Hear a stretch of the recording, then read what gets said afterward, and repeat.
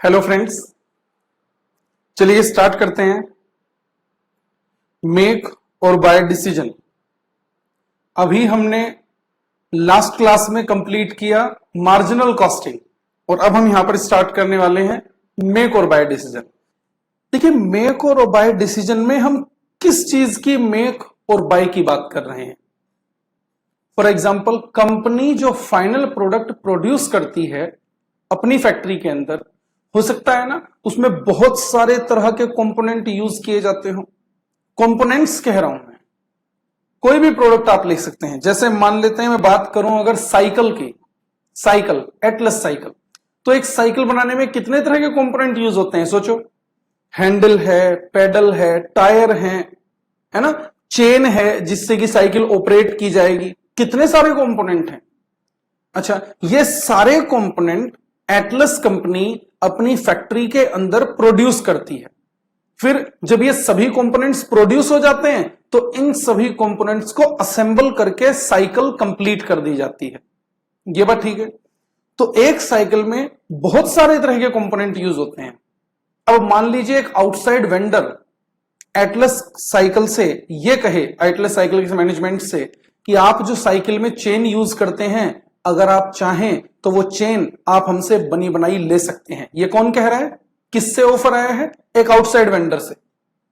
अब Atlas company का management ये देख रहा है कि हम जो चेन अपनी फैक्ट्री के अंदर बना रहे हैं अपनी साइकिल में यूज करने के लिए, वो चेन अगर हम चाहें तो बाहर से बनी बनाई मिल रही है। तो कंपनी का मैनेजमेंट अब ये डिसीजन लेना चाहता है, कंपनी का मैनेजमेंट अब आपसे ये एडवाइस चाहता है कि बताइए सर, ये चेन हम अभी तक फैक्ट्री में बनाते आ रहे हैं, खुद ही बनाएं या बनी बनाई बाहर से खरीद लें? तो मुझे बताओ, कैसे बताओगे? कैसे चेक करें कि ये चेन हमें खरीदनी चाहिए या बनानी चाहिए? कॉस्ट का कंपैरिजन कर लेंगे। हमारी खुद फैक्ट्री के अंदर इसी चेन को प्रोड्यूस करने की कॉस्ट कितनी आती है और बाहर से जो सप्लायर है वो हमसे कितना प्राइस चार्ज करने की बात कर रहा है। दोनों को कंपेयर करेंगे और जो भी दोनों में कम होगा वो ऑप्शन बेस्ट है। यहां तक बात ठीक है? ध्यान से सुनना। देखिए, ऐसे तो बाहर मार्केट में साइकिल भी बनी बनाई मिलती हैं। एटलस कंपनी का मैनेजमेंट आपसे यह नहीं पूछेगा कि सर बताइए, ये कंप्लीट साइकिल ही हम खुद बनाएं या पूरी साइकिल ही बाहर से खरीद लें। यह डिसीजन नहीं है। मैंने क्या कहा? फाइनल प्रोडक्ट में यूज किए जाने वाला एक कंपोनेंट पार्ट ओनली। तो फाइनल प्रोडक्ट में यूज किए जाने वाले किसी कंपोनेंट पार्ट के लिए यह डिसीजन लिया जा सकता है, जिसे हम नाम दे रहे हैं मेक और बाय डिसीजन। क्लियर है? अगर फाइनल प्रोडक्ट के रेस्पेक्ट में कोई डिसीजन लिया जा रहा है तो इसे हम नाम देते हैं सब कॉन्ट्रैक्टिंग या आउटसोर्सिंग। सब कॉन्ट्रैक्टिंग का कॉन्सेप्ट भी हमारे सिलेबस में है। जब हम मेक और बाय का डिसीजन कंप्लीट कर लेंगे तो सब कॉन्ट्रैक्ट की बात भी हम डिस्कस करेंगे। तो बताइए, कैसे बताएं मेक और बाय? मैन्युफैक्चरिंग की कॉस्ट देख लो और परचेज कॉस्ट देख लो, दोनों को कंपेयर कर लो। अच्छा, मैन्युफैक्चरिंग की कॉस्ट में भी हमें क्या देखना पड़ेगा? Relevant cost of manufacturing the component. तो परचेज कॉस्ट को relevant cost of manufacturing the component से कंपेयर करेंगे। जो लीस्ट है वो बेस्ट है। और इसे करने के लिए, कंपैरिजन करने के लिए, हमें बनाना होगा स्टेटमेंट ऑफ कंपेरेटिव कॉस्ट। अब इंस्टीट्यूट आपको कंफ्यूज करेगा और उस कंफ्यूजन को दूर करने के लिए ही मैं ये एग्जांपल ले रहा हूं। ध्यान से सुनना। मान लीजिए आपको क्वेश्चन में दे रखी है manufacturing cost of component.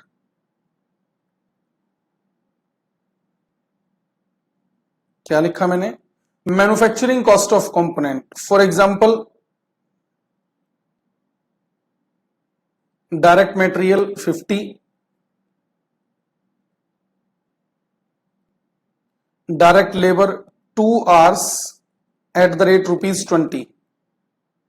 40 worker को आवर्स के बेसिस पर पेमेंट हो रही है।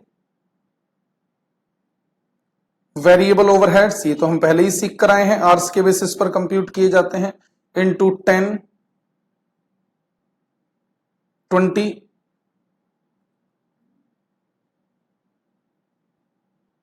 फिक्स्ड ओवरहेड्स 2 hours इंटू 10, ये भी 20। टोटल कितना हो जाता है? ये आ गया टोटल 130। हम एक कंपोनेंट खुद बना रहे हैं तो 130 की कॉस्ट आ रही है, ठीक है। अगर हम परचेज करें तो परचेज कॉस्ट क्या है?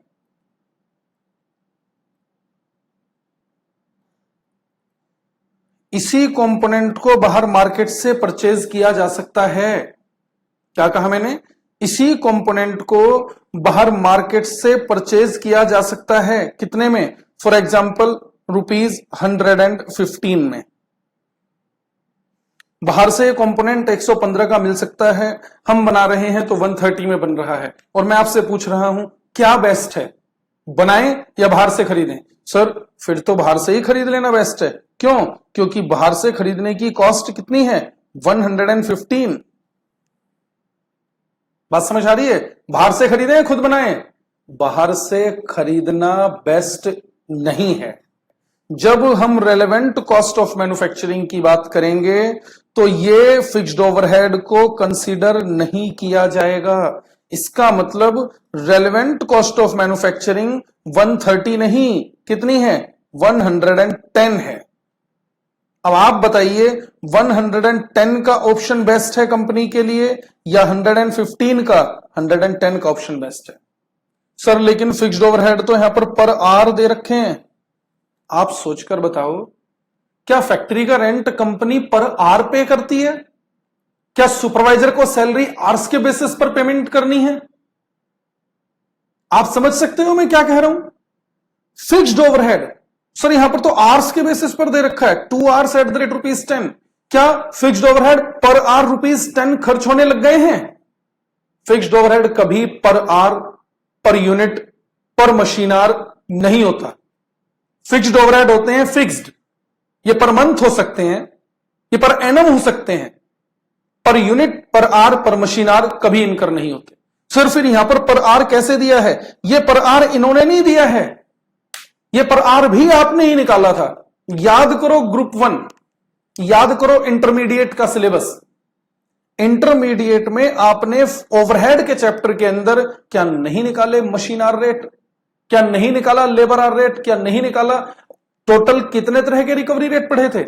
6 तरह के रिकवरी रेट पढ़े थे आपने इंटर में। जहां पर एक रिकवरी रेट था as a percentage of material cost, याद आ रहा है?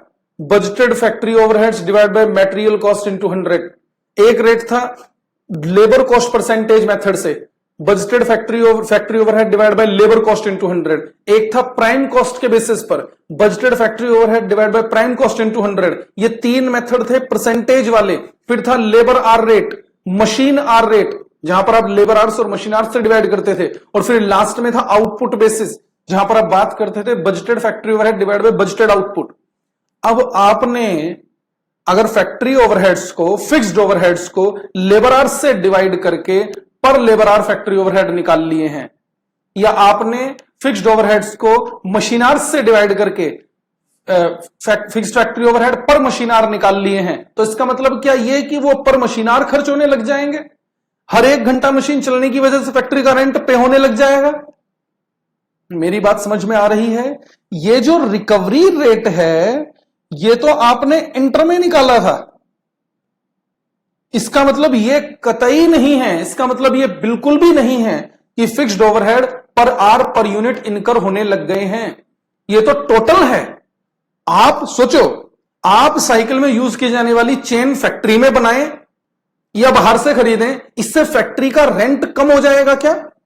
फैक्ट्री का रेंट तो जितना है उतना ही जाएगा। क्या सुपरवाइजर की सैलरी कम हो जाएगी? वो तो जितनी है उतनी ही पे होनी है।